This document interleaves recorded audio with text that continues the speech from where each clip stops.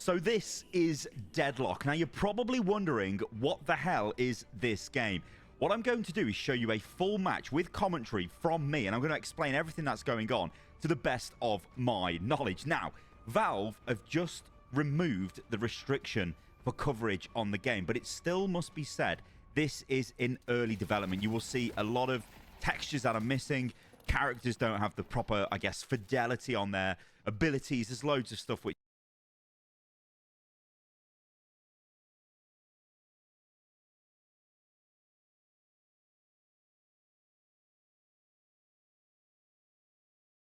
is placeholder and all of that stuff. You'll notice this throughout the video.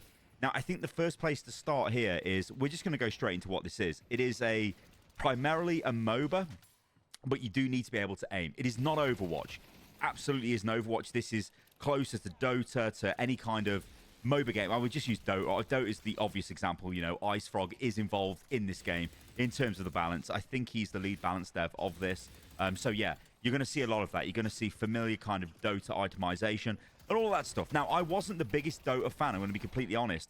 Deadlock, well, it took me about 30 hours of gameplay to finally get this game to click and think, okay, I can see what they're doing with this game, and I can see why this game has got a absolutely ridiculous, and I mean ridiculous, potential skill ceiling. Okay, with all that being said, let's take a look at this. So what is happening here is you can see me killing the creeps or the troopers.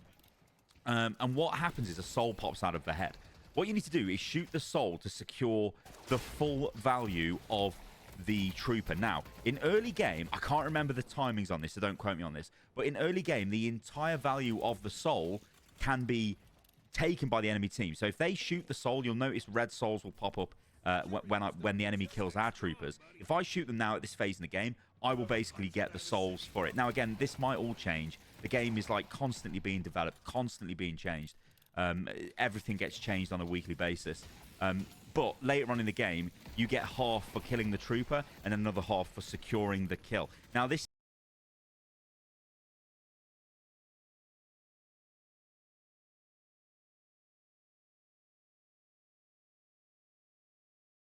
is how you deny.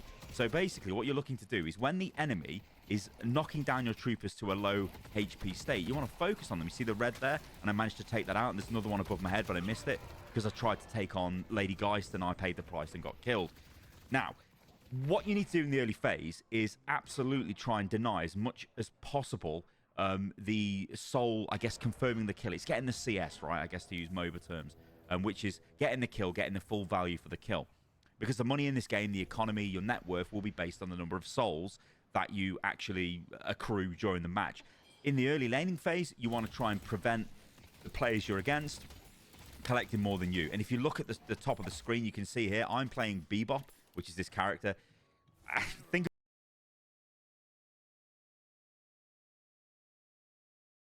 of him like Blitzcrank from League. That's kind of terrible. He can pull targets from range. That's the only connection he's got to Blitzcrank, or whatever. I guess maybe Pudge you could say for Dota, I don't know. But I've got 1,600, and you can see Lady Geist when I eventually bring it up. She's got 1,400, so I'm kind of beating her at the moment. This is one of the towers. Now, the towers are, I think they're probably going to get buffed because you can actually dive under the towers quite easily. They don't do too much damage at the moment. But essentially, you can see what's happening here, right? It's that if you've played any MOBA ever, you can see this. You've got the waves of troopers going forward. I'm trying to kill my low HP, the low HP enemies, then try and secure the kill while I'm trying to deny the enemy securing their kills. Now, with Bebop, you'll notice I'm actually zooming in quite a lot with primary fire. That is because it actually charges up his primary fire so he can fire it straight away. So if you were just firing this from the hip, so to speak, without actually ADSing, it doesn't actually fire straight away. There's a spin-up time, and that can be a problem. Now, also, there's loads of... I mean, I literally won't be able to explain to you guys in this, like, 30-minute plus video everything that's happened. There you go. There's the Blitzcrank connection. There's so much in this game, and the skill ceiling is frigging ludicrous. And like I said, it took me 30 hours to even get into it. You've got abilities. You can augment your abilities with ability points, and then the abilities do different things. You can get each ability to an ultimate state, which is the final state of the ability, where it will do something maybe a little bit different, or it does a lot more damage. It depends on what the ability is. So for Bebop, the first ability I've got is the uppercut on number 1. Now, when that's fully upgraded, you uppercut somebody, it actually resets the hook. So you can throw your hook in. We'll talk about the shop in a minute. But you can throw your hook in, hook somebody, uppercut them. They try and escape, and you can hook them straight back to you again and then continue doing damage to them.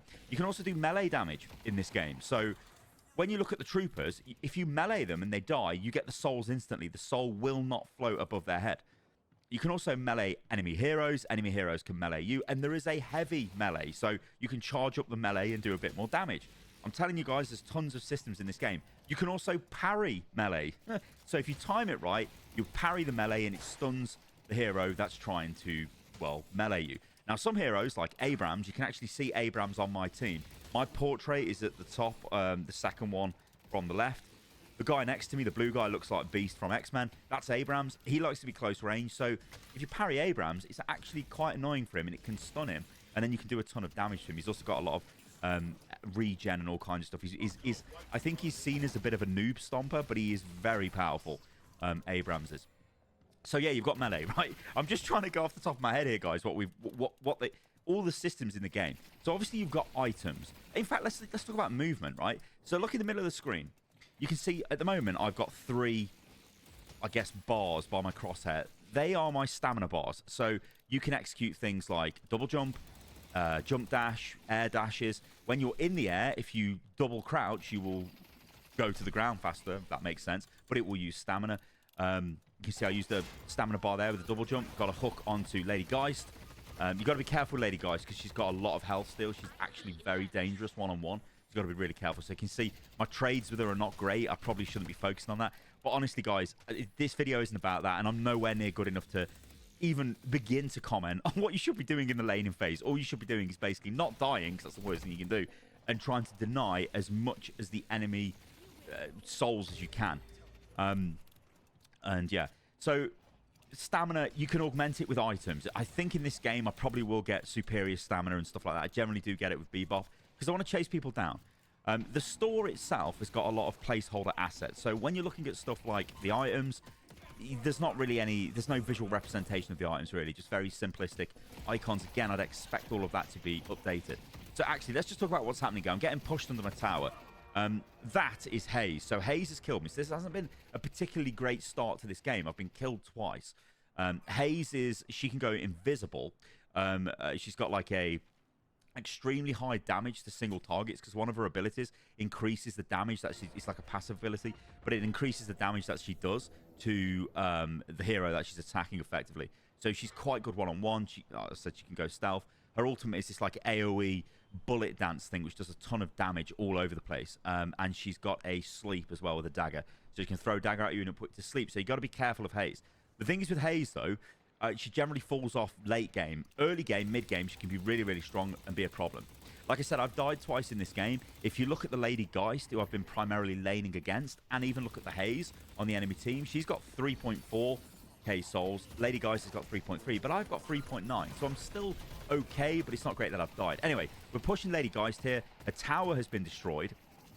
You can see all the souls popping up. And by the way, when you kill, or one of your heroes gets killed by the enemy, the souls will spill out of them. It is still absolutely worth it if you can remember or even think about it to try and shoot those souls to prevent the majority of them going towards your enemy.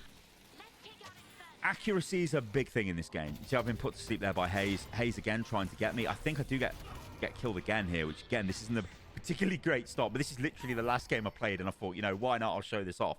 But what I will say as well, I believe the way that MMR is working at the moment in the matchmaking is when you are playing against, like, how can I explain this? So if I'm playing Bebop, which I've played Bebop quite a lot, I'm higher ranked with Bebop, and I think it's done per hero, and it automatically places you in a lane against somebody who has got a similar MMR to you. So even though this is not competitive by any sense, it's just straight up like quick play, I guess you could say, free for all almost, or unranked. It does try to put you against people of similar skill. So if I pick a different hero that maybe I've not played or I haven't played a lot, I'll get much easier opponents, and you can tell straight away that they're not even trying attempting to denying the souls. And if you see that, you just know straight away you're going to win that lane, right? So you absolutely have to deny the souls. So things are starting to open up here. We've destroyed the first tower, and you can see me trying to move across the map. What am I trying to do here? I think I'm trying to gank. I think I've pinged the minimap, right? Yeah, so I'm going to go try and kill that Paradox there. Yeah, he's low health. I'm going to be able to take him out, drop the uppercut on him. I do have my ultimate available, but I'm not going to need it. So I get a double kill. So you can see, like, with Bebop, even though I got sort of... I died 3 times at the start, which is not great. I was still able to remain competitive because I was okay in lane farming. I haven't actually shown you guys anything to do with the jungling at the moment as well, which really, if you push your lane, you should go and kill the jungle mobs, which are pretty much adjacent to your lane. I think I just ran through some there, maybe. Maybe not. No, they're just boxes. Oh, yeah, I'm trying to gank here. I might get killed myself, actually. We'll see what happens here. Don't worry about what's going on here, but hopefully you can tell so far from this gameplay that this game is... It's really enjoyable. Like, it's one of those games where at first, like, if you'd given me this game and I had 5 hours to play it, I don't think I would have played it. I just would have been like, it's okay. It's a third-person MOBA, right? I don't know, whatever. But the more you play it, the more you start seeing these patterns and you start seeing these layers and you start seeing the, I guess, the potential of this game to just, like, it's really fun. It's really fun. I mean, I know people are probably going to take... Okay, offense is probably a strong word, but they're going to have thoughts to the visual design of this. It is very interesting visual design. In fact, let's go back into talking about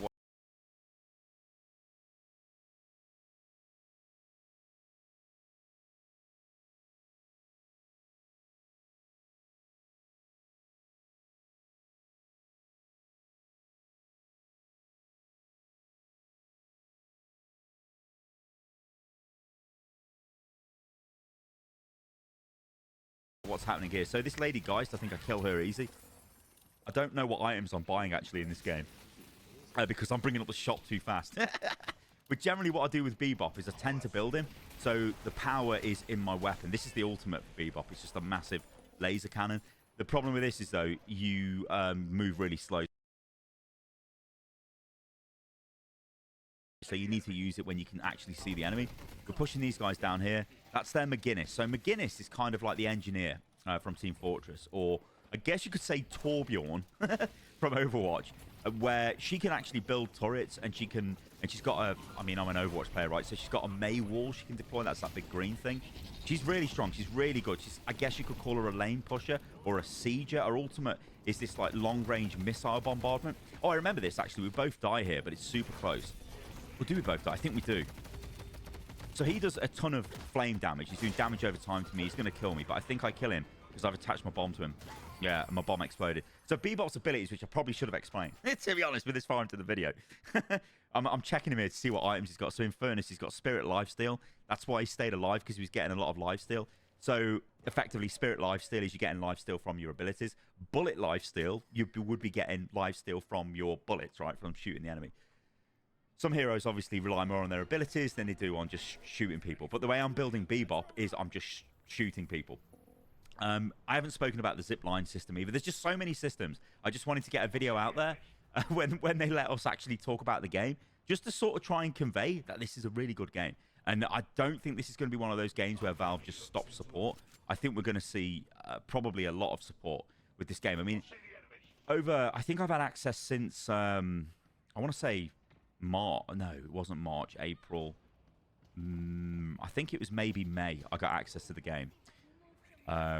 It's probably where I can check, but I've had access for a while.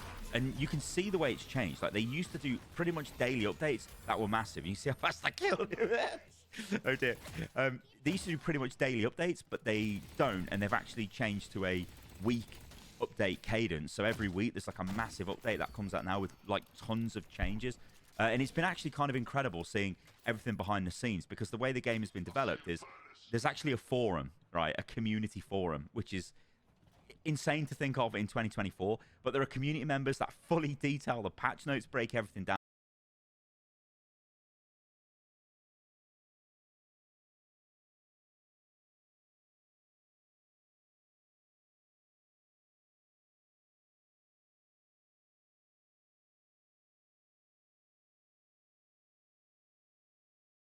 It's so good. What it feels like is playing games back in like 2000 and I don't know, 9, 10 maybe. It feels, or even before that, you know, I remember when I used to play Day of Defeat, when I played very early League of Legends, when I used to play things like Warcraft 3, you name it, right? All those games, even original Counter-Strike, you formed communities.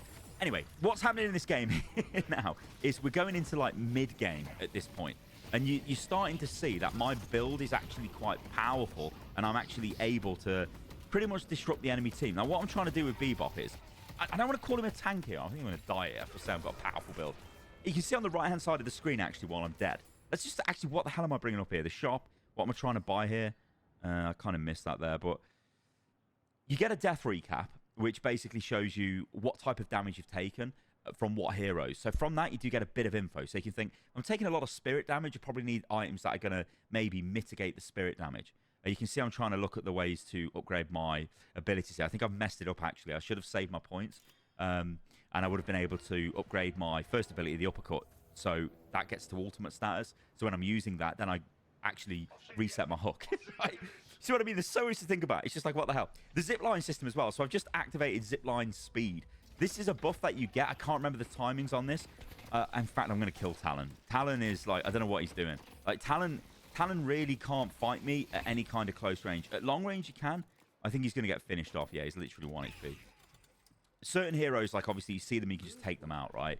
Vindicta is another one. Like, I love Vindicta. She's the sniper. She's the Salem witch who's the sniper.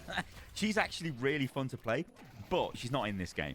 But for Bebop, you just target her and murder her. It's like, whatever. Infernus is a little bit different, but I think we've, like, massively out-leveled this guy. Like, if you look at my net worth at the moment, I've got 12k souls. He's got 9k. I mean, he's not really going to be able to fight me, right? I'm just going to have better gear. Now, I think there's going to be a big debate with this game where it's going to go into the whole, do you need to be able to aim? What about the MOBA brain? Will that carry you? Well, if you know how to play MOBAs, yeah, that's going to carry you. But I think McGuinness is going to get wrecked here. Oh, she's dead. I mean, it's 2v1. But the MOBA brain will carry you. But if you cannot aim, if you cannot get those denies in, you will get wrecked in early game. There is a chance to pull it back, and there are certain heroes who are better late game than they are early game. That's the same with every MOBA. But if you cannot aim, if you struggle with aiming, it is difficult. It is really, really difficult. And you'll notice that your abilities are not going to be able to carry you.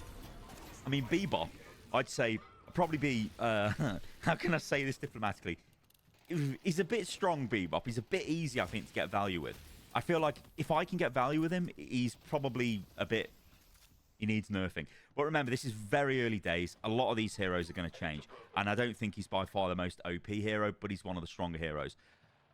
There's a whole scene that has been happening for months and months and months with pro players from a lot of the games that maybe you guys follow. So Overwatch, specifically, a lot of the Overwatch pros have been absolutely, well, basically quitting Overwatch and grinding this game. You can understand why, because this is going to be an esport, and it will probably have some absolutely massive prize pool.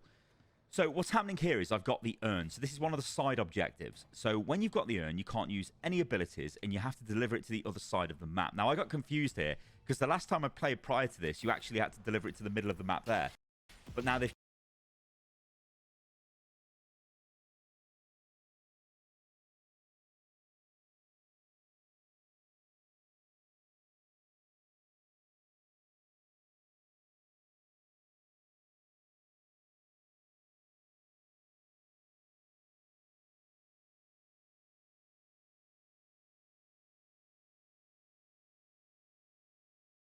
changed it to the other side of the map. So I was like, what the hell? So I've got to run to the other side.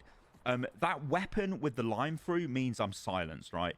There is an item which will do this, and some of the items do have activatable components to them. I think it's Withering Whip.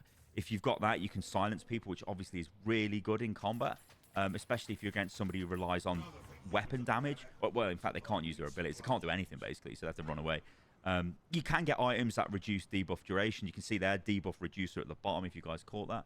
But this is me looking at the shop. Also, I'm using one of the builds here as like a template.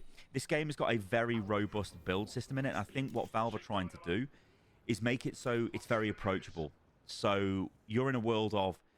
it's very complex. It's very confusing. But they're giving you systems that actually go, you know what? Even if you don't fully know what's happening, you can load a build up that's maybe been highly favorited and maybe is a decent build. there has been things going on where there's various like influencers and God knows what trying to get their name cemented into the game by having various guides pushed to the front, and they might not be the best guides. I think over time hero guides will change. People will come up with better hero guides than whatever has come up with in the early alpha, but it's still really robust, and it does mean you can go straight into a hero that you don't know how to play, maybe you haven't even played. I mean, I've not played all the heroes. I'll straight up say that. I've got way over 30 hours of game time and I've not played all the heroes, because a game, in fact, let's talk about that game length, right? This game is going to last about 34 minutes. This is a longer game. Most games that I've played last about 20 minutes, but a few weeks ago, most games would be lasting 40 minutes plus. So there's a lot of balance changes happening, and I somehow get away there with 10 HP. Yeah, I mean, even this whole area of the base has been completely redesigned. When the patron goes into its different states, and then you destroy the enemy base. I'll explain this kind of, but hopefully you guys are seeing bits of it in this video. So that thing in front of me there is one of the shrines. You've got 2 shrines. If your base is breached, so you've got these 2 towers at each entrance point to your base, and there's 4 entrance points for each of the lanes, the zip lines, which are basically an individual street. When they get taken down, you only have to destroy 1, so you've got access to the base. You get into the base and you destroy both of let's just call them inhibitors, that's kind of what they are. If you destroy both of those, then you get access to the patron.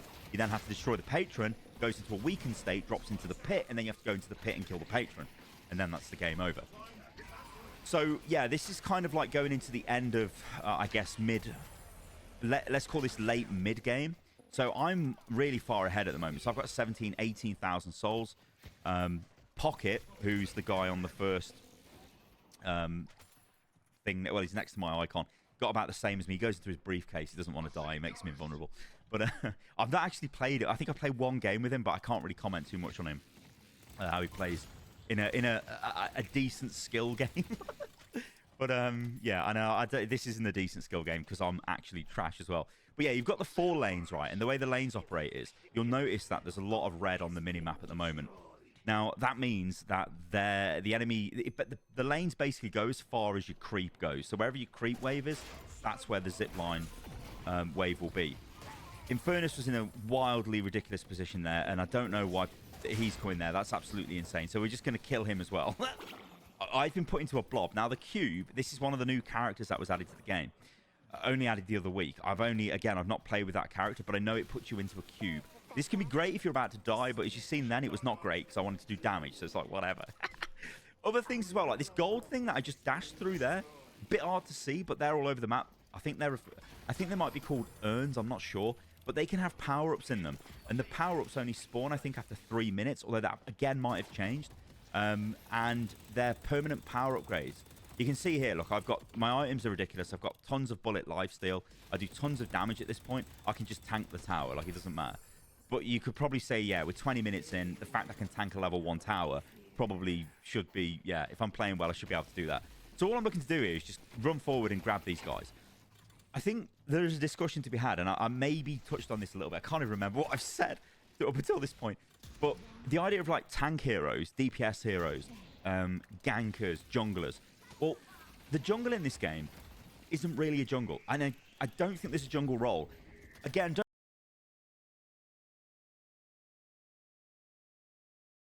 don't quote me on this, but I don't think there is a jungle wall. You need to be in a lane, and when the lane is under control, you can dip into the jungle camps off to the side, get some kills. You couldn't survive just running around the map to the jungle camps. I think that just wouldn't work. Maybe it does, but I've never seen it in any of the games that I've played, and I've played quite a few games at this point. Never, ever have seen anyone just go out and straight jungle. I've never even really seen any discussion about it on the forums and stuff about people straight jungle.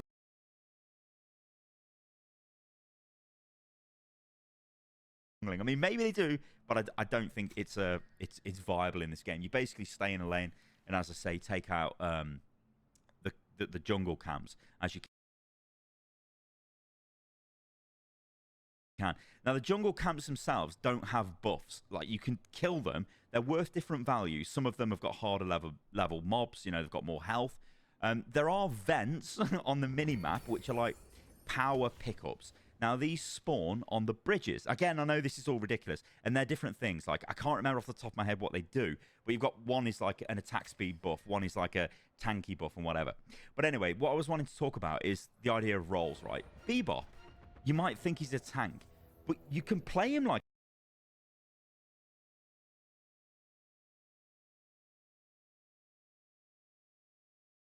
a tank, right? And you could say, all I want to do is hook people. So you want to go for as much possible range through Mystic Reach and items that affect the range of your abilities to just hook people into your team and play defensively. Or you could play him like how I'm playing him, which is basically as a DPS hero that can hook.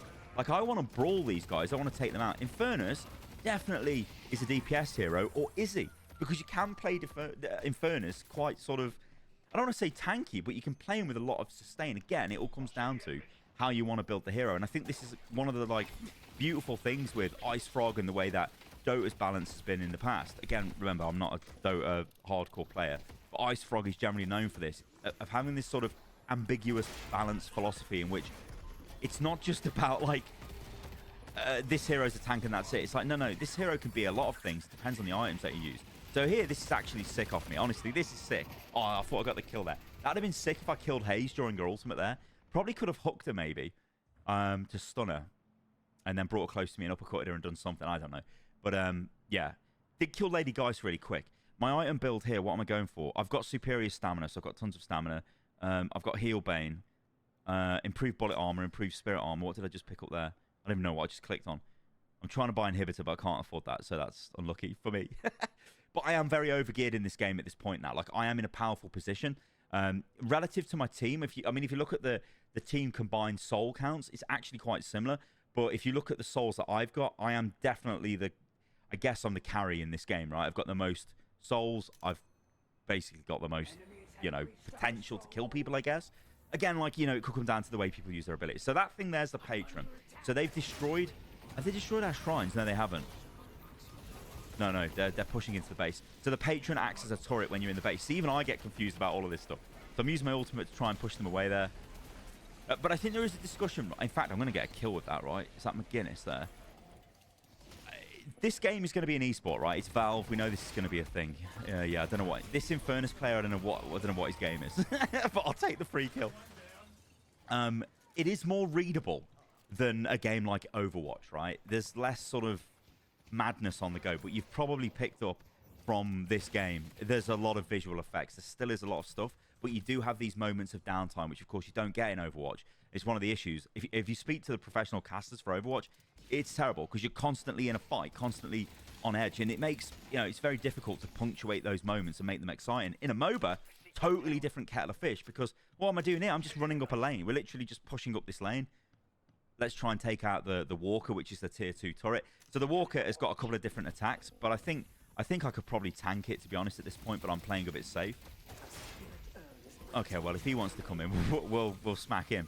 But this has got a beam attack. I think it does more damage than the tier 1. It might even be the tier 1 beam attack. Again, don't quote me. And again, these values change all the time. It has a long range attack as well, where it's got like a mortar ability where it fires a lot of like bombs out. But yeah, so this is a little jungle camp there. Those little fellas sitting down there. But I was quickly trying to get over here to kill these guys. So Hayes has popped their ult, but I'm out of range of that, and I've got a lot of bullet lifesteal, so I'm not really too bothered. And I know that I can actually keep myself alive with quite a bit of sustain. Who am I getting pushed by up there? I can't quite tell who that is. I'm actually commentating this back, looking at it in Premiere Pro. And I've got like a little window open. Oh, it's McGuinness. So yeah, McGuinness is coming. Oh, also, you'll notice that behind McGuinness there, she shoves a wall in front of my face. There's let's just call them bushes, right, for argument's sake, but it's a vision blocker. You can see through them one way, but you can't through the other way, and there's different ones all over the map. There's also a teleporter on the map, which teleports to the other side of the map. There's an underground section on the map. There's a shop in the map. The way the shops work in lane, again, I probably should have explained this earlier on. You've got a shop in lane. You guys see me using that as I just mop up these guys and kill them. But there was a shop in lane that's only active when your tier 1 turret is alive. When that gets destroyed, the shop is no longer active. But if you look on the mini-map, you can see shop icons. They're in the middle of the map. They're kind of like a green triangle by the blue. If you look where the blue lane is at the moment, where that ends, that's a shop. And if you look at the other side of the map, there's one over there. So you can still use the shop in the map. There's no items that teleport you back to base either. all right, you have to use the zip network. Now, the zip lines are fantastic because you can rapidly get around the map with them. If you kill the mid-boss, which we're not going to kill the mid-boss, actually. We've just got two players have been killed. Oh, we might do, actually. I don't know, we might do.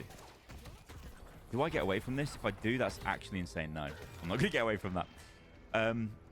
Mid-boss is right in the middle. This is why we're calling it mid-boss. You call it Roshan, whatever you want to call it if you're a Dota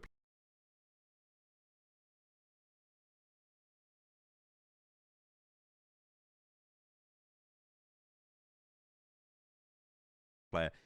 It drops the Rejuvenator, and the Rejuvenator's got a couple of different effects on it, but it makes the zip line much quicker, so you can rapidly get around, which is actually crazy. It used to give you an instant res. I don't think it does that anymore. I think it just gives you, like, you know, an attack speed